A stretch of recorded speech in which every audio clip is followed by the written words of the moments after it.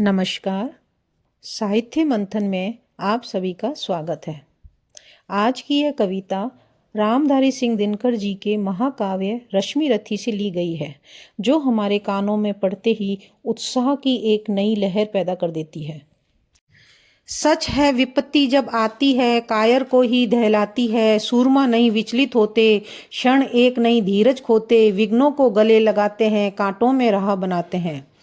अर्थात विपत्ति आने पर कायर लोग डर जाते हैं, लेकिन वीर लोग कभी विचलित नहीं होते। वे धैर्य नहीं खोते, बल्कि कठिनाइयों को अपनाकर कांटों भरे रास्तों में भी अपना मार्ग बना लेते हैं। मुख से ना कभी उफ कहते हैं, संकट का चरण न गहते हैं। जो आ पड़ता सब सहते हैं, उद्योग निरत नित रहते हैं। शूलों का मूल नसाने को, बड़ खुद विपत्ति पर छाने को। अर्थात सच्चे वीर कभी शिकायत नहीं करते और संकट से भागते नहीं हैं। जो भी कठिनाइयां सामने आती हैं उसे सहते हुए निरंतर परिश्रम करते रहते हैं और स्वयं आगे बढ़कर विपत्तियों का सामना करते हैं। है कौन विघ्न ऐसा जग में, टिक सके वीर नर के मग में। खम ठोक ठेलता है जब नर, पर्वत के जाते पांव उखड़। मानव जब जोड़ लगाता है, पत्थर पानी बन जाता है। अर्थात दुनिया में ऐसा कोई संकट नहीं जो दृढ़ निश्चयी वीर के मार्ग को रोक सके। जब मनुष्य पूरे बल से प्रयास करता है तो बड़े से बड़े पर्वत भी झुक जाते हैं और कठोर पत्थर तक पानी जैसे नरम बन जाते हैं। गुण बड़े एक से एक प्रखर हैं छिपे मानवों के भीतर। मेहंदी में जैसे लाली हो, वर्ती का बीच उजियाली हो। बत्ती जो नहीं जलाता है, रोशनी नहीं वह पाता है।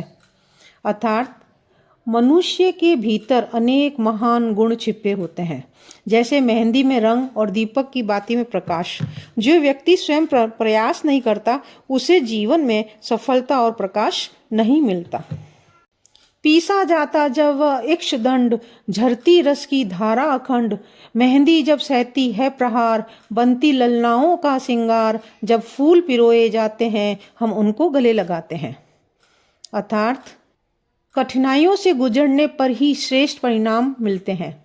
गन्ना पीसने पर रस देता है, मेहंदी चोट सहकर श्रृंगार बनती है और फूल तोड़े जाने पर ही माला बनकर गले में सजते हैं। वसुधा का नेता कौन हुआ, भूखंड विजेता कौन हुआ। अतुलित यश क्रेता कौन हुआ, नव धर्म प्रणेता कौन हुआ। जिसने न कभी आराम किया, विघ्नों में रहकर नाम किया। अर्थात दुनिया में वही महान बना जिसने कभी आराम नहीं किया, जिसने विपत्तियों के बीच रहकर मेहनत की। वही भूमि का विजेता, यशस्वी एवं नए विचारों का प्रवर्तक बना। जब विघ्न सामने आते हैं सोते से हमें जगाते हैं। मन को मरोड़ते हैं पल पल, तन को झंझोड़ते हैं पल पल। सतपथ की ओर लगाकर ही जाते हैं हमें जगाकर ही। अर्थात विपत्तियां हमें सोने नहीं देती, बल्कि जगाकर सही मार्ग की ओर ले जाती हैं। वे मन और शरीर को झकझोर कर हमें जागरूक और सतपथ पर चलने के लिए प्रेरित करती हैं। वाटिका और वन एक नहीं, आराम और रण एक नहीं। वर्षा अंधड़ आतप अखंड, पौरुष के हैं साधन प्रचंड।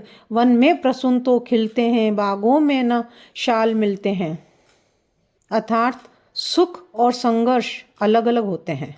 वर्षा, आंधी और धूप जैसे कष्ट ही पुरुषार्थ को मजबूत बनाते हैं। जंगल में फूल तो खिलते हैं, लेकिन मजबूत इमारती लकड़ी बागों में नहीं मिलती। कंकरियां जिनकी सेज सुगर, छाया देता केवल अंबर। विपदाएं दूध पिलाती हैं, लोरी आंधियां सुनाती हैं। जो लाक्षागृह में जलते हैं वे ही सुरमा निकलते हैं। अर्थात जो लोग कठिन परिस्थितियों में रहते हैं वही सच्चे वीर बनते हैं। जिनकी शैया कंकड़ होती है और छाया केवल आकाश देता है, वही संघर्ष से तपकर सूरमा बनते हैं। पढ़कर विपत्तियों पर छा जा, मेरे किशोर मेरे ताजा। जीवन का रस छन जाने दे, तन को पत्थर बन जाने दे। तू स्वयं तेज भयकारी है, क्या कर सकती चिंगारी है। अर्थात कवि युवक को प्रेरित करता है कि वह विपत्तियों से ऊपर उठे, कठिनाइयों को सहकर स्वयं को मजबूत बनाए। क्योंकि जब मनुष्य स्वयं तेजस्वी होता है तो छोटी सी चिंगारी भी उसका कुछ नहीं बिगाड़ सकती।